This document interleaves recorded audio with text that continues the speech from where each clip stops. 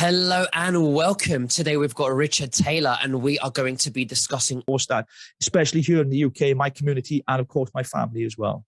Especially when we've also had nothing, we will take nothing, you know? Yeah. Now speaking of mandates, Richard, it infringes our, freedom of choice. And when they are saying, well, if you don't take this by this date, then you will lose your job.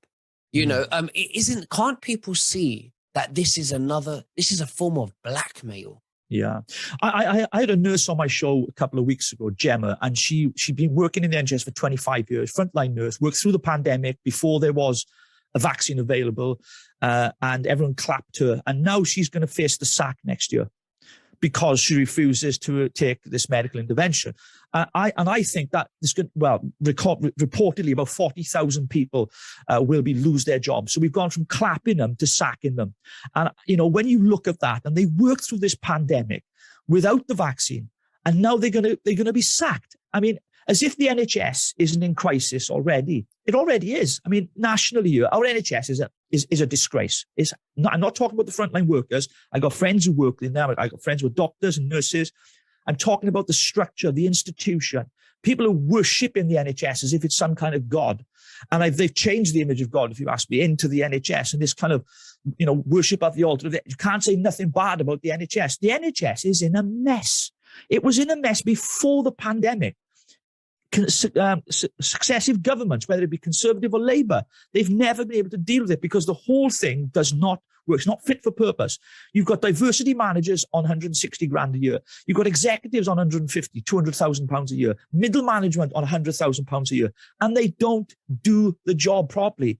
And we've got a failing NHS. Their waiting times, ambulances. I mean, 12 hours, someone had to wait 12 hours for an ambulance here in Wales.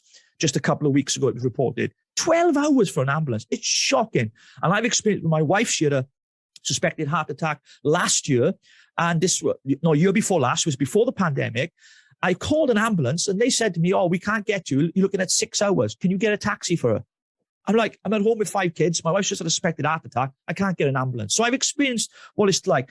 And I do think throwing more money at things is not the answer. The government is very good with that kind of phraseology where they say, well, we plan on putting 650 million pounds into it. We plan on putting 300. It doesn't matter how much money you put into it. If it's failing, it needs fixing. So the whole thing needs to be reformed. The NHS needs to be dismantled and put back together again. I have traveled globally around the world. I've been to better third world hospitals, sad to say, than I have here in the UK. And that is the reality of it, Nick. So if the Omicron variant, please, Richard, explain this to me. I mean, if the Omicron variant is so dangerous, why are the hospitals sacking doctors and nurses? I think that's a very good question, Nick, and I think you know the answer as well. I think, look, Omicron is not as dangerous as they've made out. Quite clearly, it was a scare tactic by this government to impose further restrictions and lockdowns. Nobody had died. When it was reported, it's as if it was a worldwide pandemic of Omicron and it was the apocalyptic end of the world, and second coming of Christ or something. It was just ridiculous. And I watched the news when it broke, a couple of weeks ago, and I thought to myself, whoa, calm down. Calm down. It's just another strain of the flu, right? That's what it is. And people report in mild symptoms like runny nose, coughs and colds. I'm like, that's called a common cold. We get it. And the tragedy of it is when South Africa, the doctor or the nurse that discovered it and the government over there in South Africa, they even said to the UK government, don't panic. It's not lethal. No one's died of it or from it, I should say. And yet the government reacted massively. We had about 25 cases here in the UK, and it was as if it was the end of the world. And they were worried about the NHS being overwhelmed. Hospitalizations and deaths are down. They're down.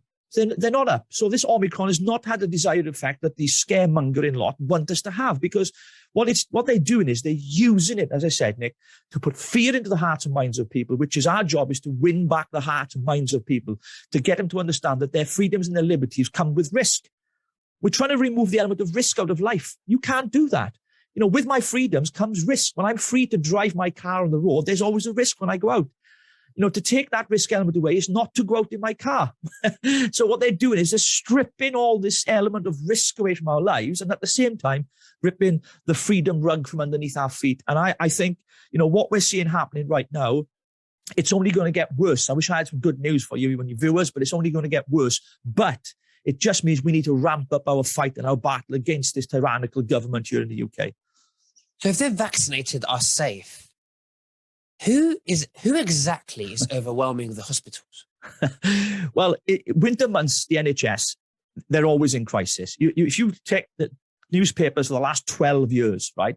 Any paper, The Guardian, Telegraph, Times, whichever you want to, I wouldn't recommend The Guardian, by the way. But anyway, you can take the last 12 years and every single winter, there is a crisis in the NHS. It's been the same since Aneurin Bevan, good old Welshman, started it here in Wales, because the founder of the NHS himself was a good Welshman, although he was Labour, but that doesn't matter. But so if you look back over periods of history, we're always in crisis in the NHS. You know, our hospitals, they're understaffed for the simple reason we have this self-isolation. So as soon as someone got a cough and a cold, they're self-isolating. This track and trace business. If you've been with someone in contact with them the last, 10 days, you can't go to work. I mean, we called it the pingdemic, if you remember. People are getting pinged. You were in contact with someone in Tesco's, so you need to self-isolate. I mean, the whole management of this pandemic is absolutely shambolic. It has been from the start of this.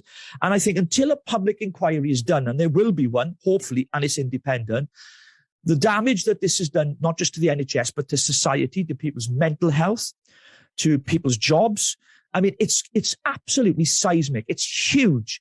And I think heads will need to roll eventually. But right now, they're keeping the story and the narrative alive because it's given them not just airtime, but it's given them the possibility where they can continue to do it. And some have talked about, I think it was the WHO report I read the day before yesterday, talked about 2024 before we see the end of this pandemic. I was like, what? Who decides an end of a pandemic? How do you do that?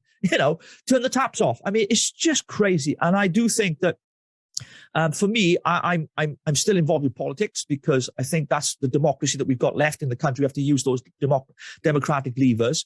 And I'm looking at ways I can do things locally, democratically here to fight against, the government in my own little world, if you like. So, I went on Amazon and I searched Omicron. There was a book called Omicron, and this book explains what Omicron is, and it's a variant, and it's a disease, an illness, whatever. But then when I go into the pages and I looked at when the book was copyrighted, it said 2020. What do you think about that? Well, I think people knew about this Omicron before it came out, didn't it? Let's be honest. I've seen quite a few reports myself. I take the view, and some have as well, and I get shut down for this because I used to look at conspiracy theorists and think they were crazy. Then I had to apologize to them because what they said came true. And I've ended up joining the crowd, I think, to a certain extent, although I do find facts for myself as well to be the most important thing. I think for me, I do believe this was something that came from China. It was from the lab. It was leaked. Some of my friends believe it was a bioweapon. Some of your viewers might believe that. Some might not. There's loads of opinions out there. But whatever people think or don't think, the truth is this: there is something bigger at play here than just a virus. This is not just about the virus. Definitely not just about a virus. If you looked at what's been going on more recently and the direction of travel that governments are taking around the world, I mentioned briefly Australia, for example, where they got quarantine camps where the unvaccinated are treated like second-class citizens or lepers. And I think to myself, I wondered, is this a global reset? Because to bring a global reset, you need a global economic the economy needs to collapse. And the one way of doing that is what the government is doing right now. We've got inflation in the UK is going through the roof, and it's going to get worse. And so we will see a financial collapse, as we've seen before, but in a different way. And I do believe it's all part of this global reset. And, who's leading that? I don't really know. But certainly at the moment, we don't have a prime minister leading the country. We have scientists leading the country, and that needs to stop. Absolutely. So let's talk about protests. What do you think is happening with protests? Are people pushing back? Yeah, I've attended almost every protest here in the UK. More recently, the 18th of December, I couldn't make it because I was working the weekend. And to see hundreds of thousands of people on the streets of London and across the world, actually. I think Melbourne, I spoke with a chap a couple of weeks ago, and the last big one they had 450,000 people. None of it covered by mainstream media. But you have Insulate Britain or Black Lives Matter, and the press are all over it, with a handful of people. And you can see what's happening here. Even some of the new news outlets, I know some that I've been on, I can mention GB News, Talk Radio, LBC. These are the channels where for some reason, they don't like to talk about, whether it's because of Ofcom rules or they're afraid of, the fines that would come as a result of it. And it's hard for mainstream TV. I say it's hard. They don't want to promote, this anti-government marches, because that's what they are. These marches, Nick, have been attended by mothers, fathers, brothers, doctors, uncles, children. I mean, people of all walks of life, people who've been vaxxed and who haven't been vaccinated on these protests because they've had enough of being governed by this current incumbent government right now and the way that they're trying to dictate to us how we should live their lives. Absolutely. Well, Richard Taylor, it's been an absolute honor to have you on my show. Thank you so, so much. Is there anything else that you'd like to say to the viewers before we finish? Well, I'd like to wish you all a very happy Christmas. Ignore the government. Enjoy your Christmas. Drink plenty of wine, mince pies, hug your family, hug your children, and visit your gran and grandmother if you're still fortunate to have them with you, because you never know when their last Christmas is about. So ignore the government and go and love your family. That's it from me. Thank you for having me. Appreciate it. Merry Christmas and a Happy New Year to you too, Richard. Thank you so much. God bless you. Bye-bye.